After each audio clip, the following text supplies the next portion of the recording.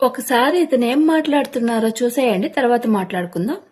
తిరుమలలో బఫీ భోజనం పెట్టారంటున్నాం. తప్పేముంది? బఫీ భోజనం తప్పేముంది? ఈ రోజుల్లో ఫంక్షన్స్ లో, మ్యారేజెస్ లో అంతెందుకు బ్రో, మొన్న మా శ్రీరామనవమికి మా దేవాలయం ముందు, మా రామాలయం ముందు బఫీ సిస్టమే పెట్టారు. అసలు ఏం మాట్లాడుతున్నారో మీకు కాస్తైనా అర్థమవుతుందా బ్రో?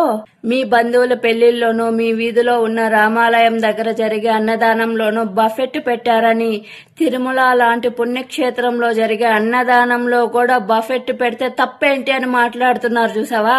కాస్తంటే కాస్తైనా సిగ్గుపడండి బ్రో. అబద్ధాలు చెప్పేదానికి, ఈ కూటమి చేసే దరిద్రాలను వెనకేసుకొని రావటానికి. తిరుమల అంటే మీ వీధి చివరుండే రామాలయమో, మీ బంధువుల పెళ్లిల్లో కాదు బ్రో.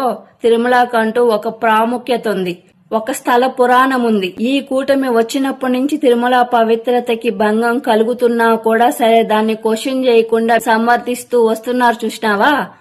ఇలాంటి పనులు చేస్తే పుట్టగతులుండవు. అది వెంకటేశ్వర స్వామికి సంబంధించిన విషయం, కాస్త ఆలోచించి మాట్లాడు బ్రో.